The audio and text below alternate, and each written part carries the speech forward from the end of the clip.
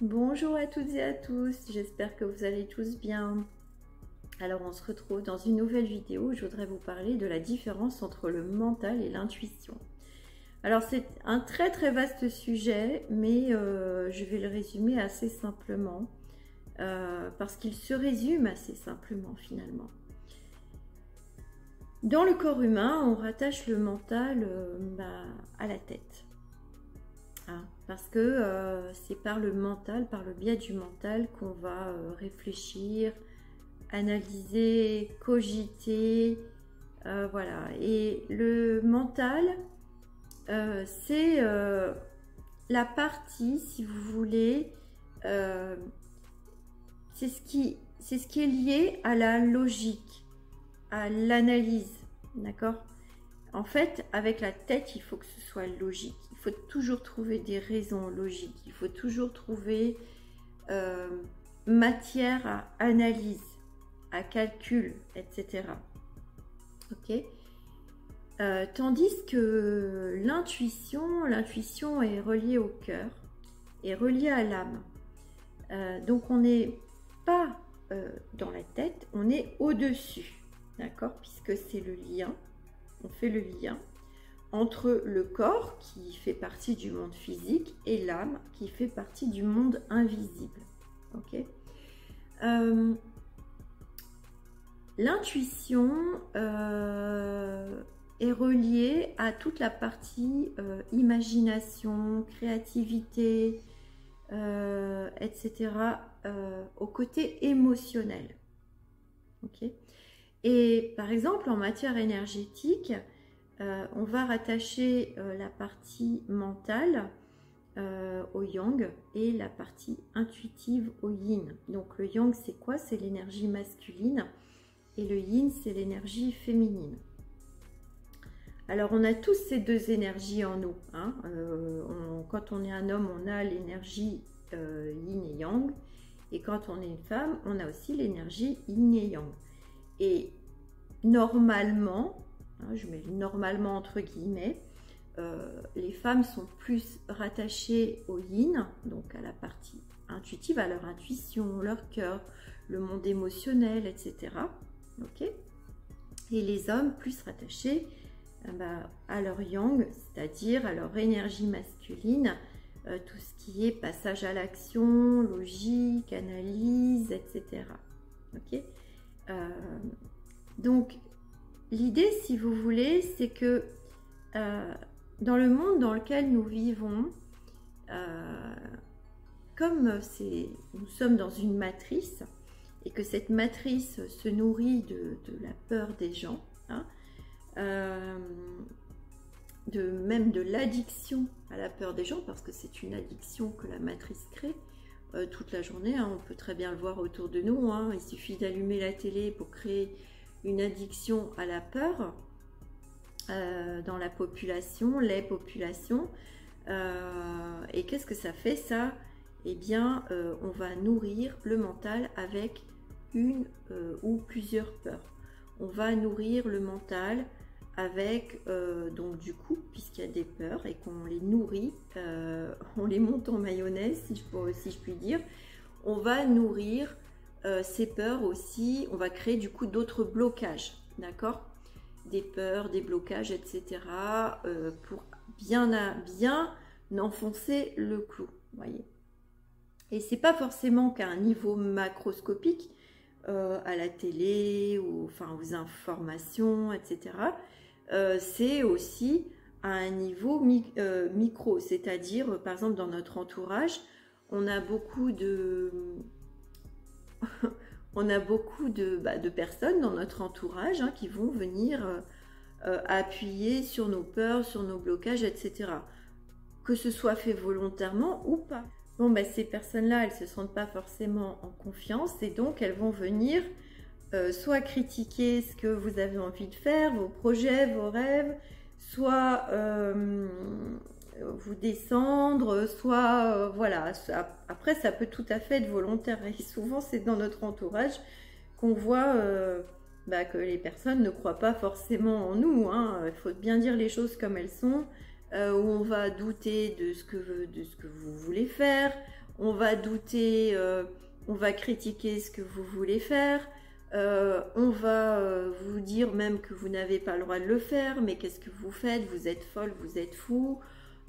Voilà, bon, ça c'est très fréquent, hein, et je pense pas qu'il y ait quelqu'un ici qui n'a pas vécu ça, hein. Si vous me regardez, c'est que, voilà, je pense que toutes les personnes qui regardent cette vidéo ont forcément vécu ça. Cette sensation de d'être, comment dire, non reconnu, ou d'être gentiment critiqué, voire méchamment critiqué par une ou plusieurs personnes de l'entourage, d'accord? Donc on va venir activer ce mental tout le temps, vous voyez? On va activer le mental,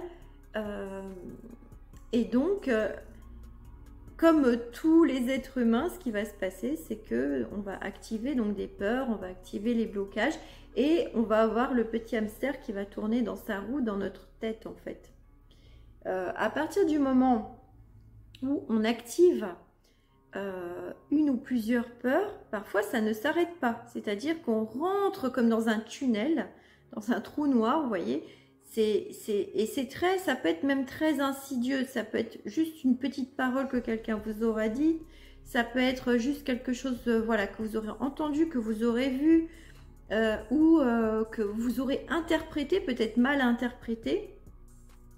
Et ça peut être quelque chose de vraiment d'infime, comme ça peut être quelque chose d'énorme, hein, bien sûr. Hein. Par exemple, je ne sais pas si vous avez un conflit avec quelqu'un qui est très important, hop, vous allez, vous voyez, la petite graine, on va planter une petite graine dans la tête de quelqu'un. Et puis, la personne va partir en boucle. Et puis, parfois, ça ne s'arrête pas. Donc, en fait, le problème, c'est que on peut auto-alimenter, on alimente aussi nos propres peurs, on alimente nos propres blocages. Et du coup, on se retrouve enfermé, emprisonné dans notre mental. On se met trop de pression, on se met trop de peur, on se met trop de blocage. Bon, j'en ris, mais parce que c'est pas drôle quand on le vit. Parce que moi, je l'ai vécu, hein, j'étais... personnellement une grande spécialiste avant d'écouter mon cœur, justement. C'est là où je veux en venir. J'étais une grande spécialiste du tournage en boucle dans ma tête, comme tous les êtres humains, en fait. Donc vous voyez, les thérapeutes sont absolument pas épargnés, hein, par ce genre de choses. Et c'est pas parce qu'on en parle. Voilà, faut être honnête et sincère, hein. On n'est pas des personnes surhumaines, hein. Mais à partir du moment, voilà, où vous faites le choix de votre cœur, vous dites à votre mental, allez, ça suffit, tais-toi, va-t'en. Et là, plus vous allez faire ça, plus vous allez vous entraîner, si vous voulez. En fait, il faut faire preuve de discernement, parce que les peurs les petites graines là, comme ça, que les uns et les autres vont vous injecter. Tu n'es pas capable, tu es nul, vous voyez, tout ça là, tout ce qui va créer aussi de l'auto-sabotage, ou un découragement de votre part pour avancer vers vos rêves, pour avancer sur votre chemin, pour faire le choix de votre cœur, etc. On peut vous mettre sans arrêt des doutes dans la tête, ok, pour vous détourner de votre destinée. Et ça, c'est l'ombre qui fait ça. Ça, c'est l'ombre. Ça, faites très attention aux gens qui vous critiquent. Dans votre vie, vraiment, faites très attention aux gens qui ne croient pas en vous, aux gens qui vous critiquent, aux gens qui font tout pour descendre vos rêves, pour vous détourner du chemin de votre cœur. Faites attention à ça. Et ces personnes-là sont souvent des personnes de notre entourage. Parfois, vous savez, même, c'est pas forcément des personnes qui vont vous dire quelque chose. C'est juste des personnes qui vont vous poser une question sur, je sais pas, par exemple, qu'est-ce que vous faites dans votre milieu pro, ou quels sont vos projets de vacances, ou j'en sais rien, peu importe. les personnes ne vont pas répondre, mais elles vont juste vous regarder. Dans le regard, vous allez sentir l'énergie de la personne. Vous allez vous sentir jugé. Alors, si vous vous sentez jugé, c'est que vous avez aussi peur du jugement des autres. D'accord? Tant que vous n'avez pas écouté votre cœur et que vous n'avez pas posé des actions concrètes pour, comment dire, pas activer, mais pour acter les choses, acter le choix de votre cœur, et que c'est, voilà, le choix de votre cœur n'est pas négociable. Les personnes il y a des personnes qui tenteront toujours de vous détourner du chemin de votre cœur, du choix de votre cœur, toujours. Mais ça, vous voyez, c'est ce qu'on apprend après, c'est-à-dire qu'à faire le discernement, à bien discerner entre le mental et le cœur, parce que ce qu'on vous invite à faire, c'est à écouter votre cœur, donc votre intuition. L'intuition ne se trompe jamais. Votre intuition ne se trompe jamais. Votre mental se trompe toujours. D'expérience, je peux vous le dire. Quand je dis votre mental se trompe toujours, c'est pas qu'il ne faut pas réfléchir, c'est pas ça. C'est juste que quand votre petite voix intérieure vous dit d'aller vers ce chemin-là, et que tout autour de vous, on vous dit non, non, non, tu peux pas, tu n'as pas le droit, en gros, n'écoute pas ton cœur et ne sois pas heureux ou heureuse. C'est ça qu'on vous dit, hein, en fait. Si on vous dit de ne pas écouter votre cœur, interprétez-le comme ça, parce que c'est ce qu'on vous demande de faire. On vous dit ne sois pas heureux ou heureuse. Alors, si des personnes ne veulent pas votre bonheur, tirez-en des conclusions. Ok? Mais quand on essaye de vous détourner de votre cœur, du choix de votre cœur, c'est qu'on essaye aussi de vous détourner de votre intuition pour vous replonger dans le mental. Et ça, c'est pareil à un niveau macro, c'est comme ce qui se passe dans la société en général. On essaye de vous replonger à un niveau mental, dans des peurs, dans des addictions, dans tout un tas de choses, pour que vous restiez enchaîné dans votre tête. Ok? Donc, c'est ça la différence entre le mental et le cœur. Le mental, il est, si vous voulez, il est important à partir du moment où le moteur du mental est le cœur. Parce que là, vous réfléchissez et vous agissez, vous analysez sans les peurs derrière, sans les blocages derrière, sans la vie de Pierre-Paul Jacques derrière. Vous réfléchissez, vous analysez à partir de votre propre cœur, à partir de votre intuition. Vous voyez, elle est là la différence. Pas à partir de ce que un tel ou un tel vous aura dit. Et ça change tout d'un point de vue énergétique. Et d'un point de vue même au niveau des résultats que vous voulez avoir dans votre vie. D'un point de vue de ce que vous voulez réaliser dans votre vie. Ça change absolument tout. C'est pour ça que il n'y a pas beaucoup de gens dans votre entourage qui voudront que vous écoutiez votre intuition, que vous écoutiez votre cœur. Très peu de personnes voudront ça. En fait, il y a très peu de personnes qui voudront votre bonheur. Mais c'est triste à dire, mais c'est la réalité. Et toutes les personnes qui ont un éveil spirituel le constatent, ça. Les gens préfèrent que vous écoutiez votre tête et vos peurs. Donc c'est pour ça, vraiment, c'est important d'apprendre à discerner entre le mental et le cœur. C'est-à-dire que quand vous ressentez que, ça y est, vous partez en boucle dans votre tête, ça c'est l'ombre. Justement, parce qu'on veut vous détourner du bon chemin, qui est celui du cœur. Après, vous faites comme vous le sentez, mais vous voyez bien que que quand vous êtes connecté à votre cœur, que vous êtes dans des émotions qui sont positives. On pense que la connexion au cœur, c'est quelque chose de très compliqué, mais je vais vous prendre un exemple très très simple. Ok, imaginons vous avez une passion. Je sais pas, vous aimez jouer de la guitare, vous aimez danser, vous aimez peindre, vous aimez, j'en sais rien, faire du tennis, je sais pas, peu importe votre passion. Cette passion, elle vient du cœur, elle vient pas de la tête, elle vient pas du mental. Et vous voyez bien que quand vous exercez cette passion-là, ben, vous êtes heureux ou heureuse. Vous avez des émotions positives, vous vous sentez bien. Ok? Et vous n'êtes pas dans des peurs.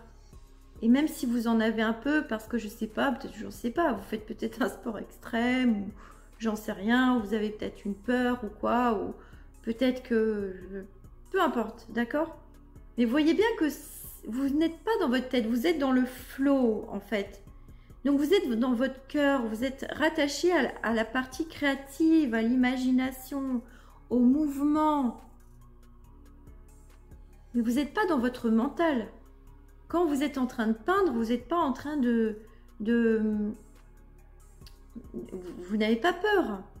Quand vous êtes en train de, je sais pas, j'en sais rien moi, de jouer d'un instrument de musique, vous n'avez pas peur. Ok, alors oui, peut-être, je sais pas, si vous donnez un concert et devant des centaines de personnes, j'en sais rien, des milliers de personnes, bah peut-être que oui, vous avez peur de vous tromper. Mais en fait, c'est quand même votre passion.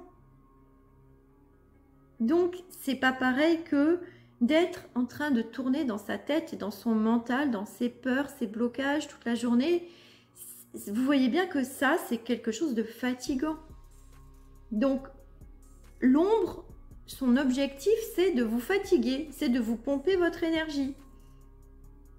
La lumière, c'est l'inverse, c'est de vous rehausser votre énergie. C'est pour ça que la lumière et le cœur sont liés. C'est pour ça que l'intuition et le cœur sont liés, en fait. Voilà, donc faites preuve de discernement. Je vous invite à faire preuve de discernement dès que vous ressentez, voilà, que bah, ça y est, vous êtes en état de stress. En fait, quand vous ressentez une émotion négative, c'est que vous êtes dans votre tête. Et ça arrive à tout le monde. Même quand on est dans son cœur, on a toujours des petites piqûres de rappel. Hop, une petite peur qui arrive. Voilà. Mais plus vous allez faire preuve de discernement, plus vous allez réussir à chasser ces idées-là sombres du mental. Ces peurs du mental. Tous ces trucs-là qui en fait vous freinent dans votre chemin, vous freinent dans vos rêves, vous freinent dans la réalisation de tout ça, de tout ce que vous avez envie d'accomplir. Et surtout, vous laissez la porte ouverte, si quand vous êtes tout le temps dans votre mental, vous laissez aussi la porte ouverte aux personnes qui veulent que vous soyez dans votre mental, c'est-à-dire que vous leur donnez la possibilité de jouer avec vos peurs, de jouer avec vos blocages, de jouer avec vos blessures, de vous mettre encore plus de doutes dans la tête et de vous empêcher d'avancer en fait sur le chemin qui vous est destiné. Le chemin qui vous est destiné, c'est pas de souffrir dans votre tête toute votre vie. Le chemin qui vous est destiné, c'est d'être heureux et heureuse. C'est pas d'être malheureux ou malheureuse dans votre vie. C'est d'être heureux, heureuse, d'accéder à l'abondance dans tous les domaines, etc. Voilà. Donc voilà ce que je voulais vous dire. Bah, si vous avez besoin d'aide, n'hésitez pas à m'écrire. Il y a le mail dans la description de cette vidéo. Je vous dis à très vite. Ciao!